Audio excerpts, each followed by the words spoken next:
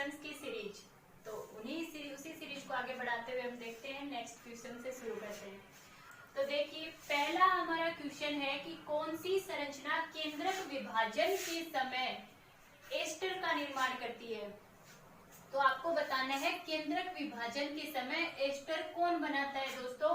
तो आपके पास ऑप्शंस हैं oxysome, centriole, chloroplast, endoplasm, reticulum. आपके पास 4 ऑप्शन है दोस्तों, आपको आंसर चूज करना है oxysome, centriole, chloroplast, endoplasm, reticulum. तो आपका आंसर रहेगा सेंट्रियोल। कोशिका विभाजन के समय एस्टर का निर्माण कौन सी संरचना करती है, कौन करता है, सेंट्रियोल एस्टर का निर्माण करता है।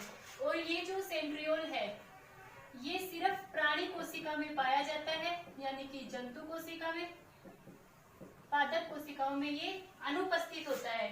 नेक्स्ट क्वेश्चन देखते हैं दोस्तों, कोशिका कला बनी होती है, किसकी बनी होती है, ग्लाइकोप्रोटीन और लिपिड से, फॉस्फोलिपिड और ग्लाइकोलिपिड से, या फॉस्फोलिपिड व प्रोटीन से, या फॉस्फोप्रोटीन और लिपिड से।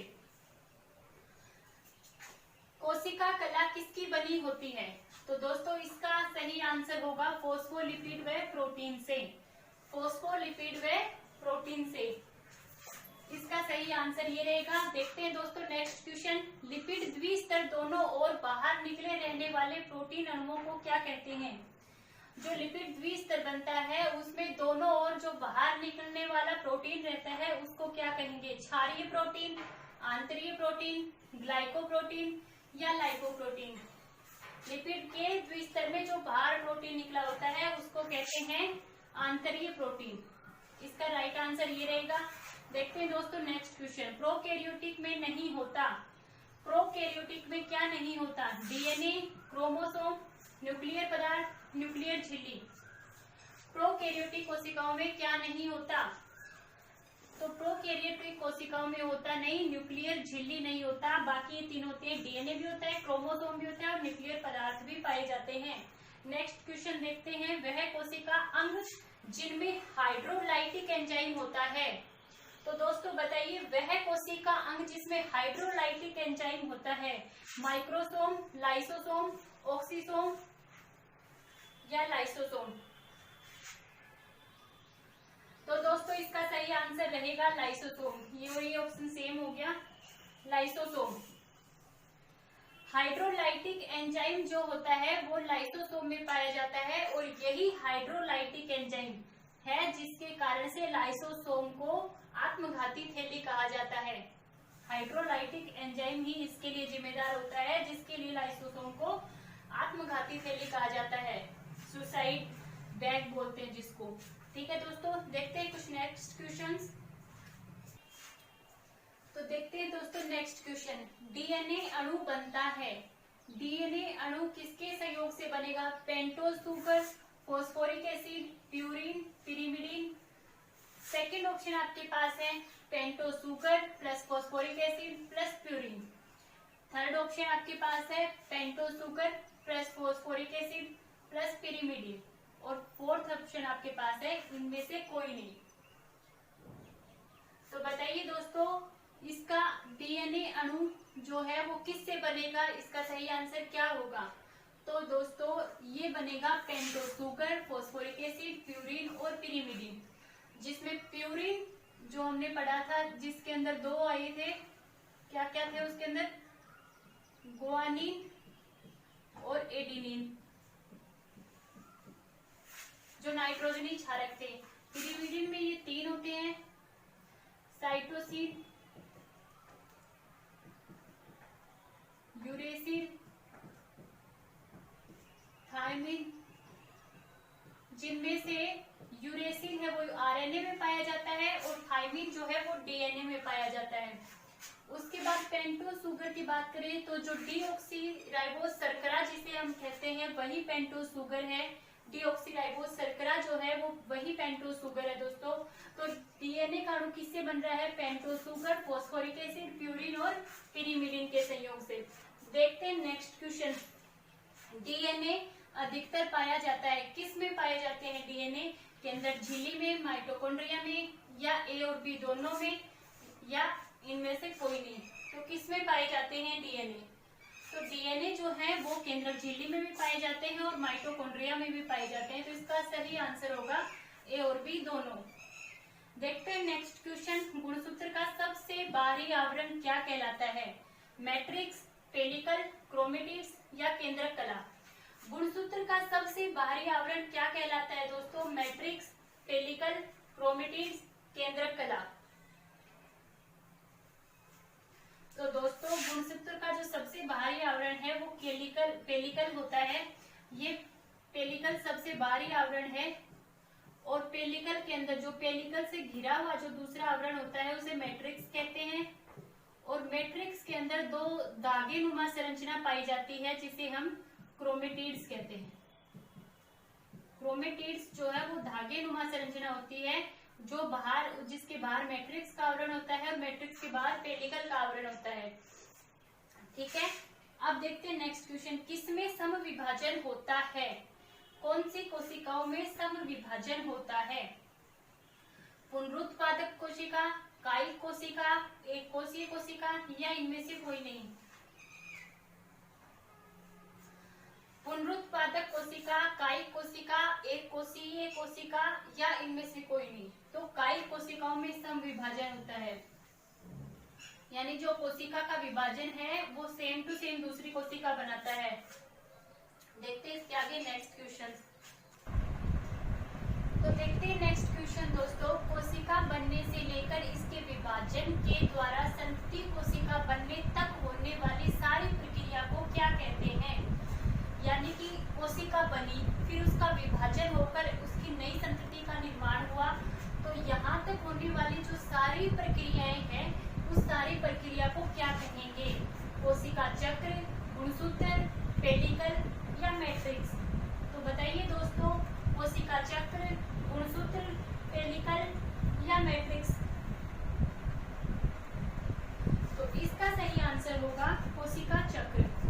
गुणसूत्र के बारे में हमने पढ़ा कि गुणसूत्र के जो बाहरी संरचना होती है वो पेलिकल होता है, पेलिकल के अंदर जो संरचना होती है वो मैट्रिक्स होती है और मैट्रिक्स के अंदर क्रोमेटिन के दो धागे नुमा संरचना पाई जाती है। अब देखते हैं नेक्स्ट क्वेश्चन। एक कोशिका के केंद्रक में कौन सा द्रव्य होता है? एक कोशिका के केंद्रक में कौन सा द्रव्य होता है? कोशिका द्रव्य, जीव द्रव्य, न्यूक्लियोप्लाज्म या न्यूक्लियोसोम? तो बताइए दोस्तों। तो इसका सही आंसर होगा न्यूक्लियोप्लाज्म, यानी कि एक कोशिका के केंद्रक में जो द्रव्य होता है उसको न्यूक्लियोप्लाज्म कहते हैं। जीव द्रव्य के बारे में हमने कल भी पढ़ा था, हक्सले ने इसको बताया था कि जीव द्रव्य जो है वो जीवन की मूलभूत भौतिक आधार है। जीव द्रव्य जीवन का भौतिक आधार, जिस हक्सले ने इसको बताया था। ठीक है, और न्यूक्लियोप्लाज्म के बारे में हमने देखा कि कोशिका के जो केंद्रक में जो द्रव्य मौजूद होता है उसे न्यूक्लियोप्लाज्म कहते हैं। ये जो है वो न्यूक्लिक अम्ल और प्रोटीन से बना होता है। ठीक है, देखते हैं नेक्स्ट क्वेश्चन। कोशिका झिल्ली होती है पारगम में, अर्ध पारगम में, गैर पारगम में या स्वतंत्र पारगम में? तो बताइए दोस्तों, कोशिका झिल्ली होती है पारगम में, अर्ध पारगम में, गैर पारगम में या स्वतंत्र पारगम में?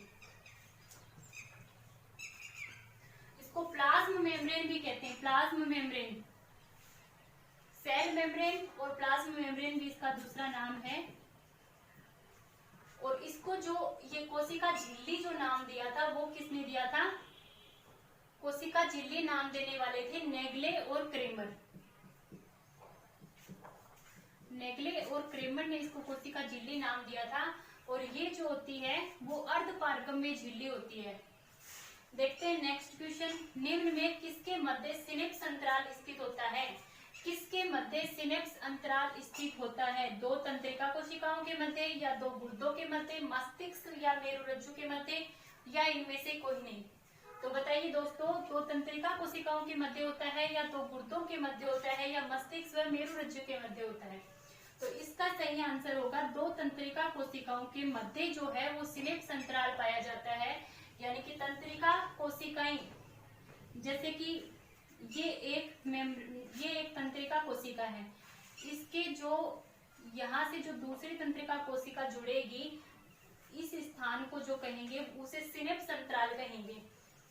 नंबर 5, क्वेश्चन है, यदि माइटोकॉन्ड्रिया काम करना बंद कर दे तो कोशिका में कौन सा कार्य नहीं होगा। दोस्तों, माइटोकॉन्ड्रिया अगर काम करना बंद करेगा तो कौन सा कार्य कोशिका के अंदर रुक जाएगा। भोजन का अपचयन रुकेगा, या भोजन का ऑक्सीकरण रुकेगा, या भोजन का पाचन होना बंद हो जाएगा, या भोजन का अवशोषण होना बंद हो जाएगा। तो बताइए दोस्तों, अगर माइटोकॉन्ड्रिया अपना काम करना बंद कर देगा तो कोशिका में कौन सा कार्य नहीं होगा।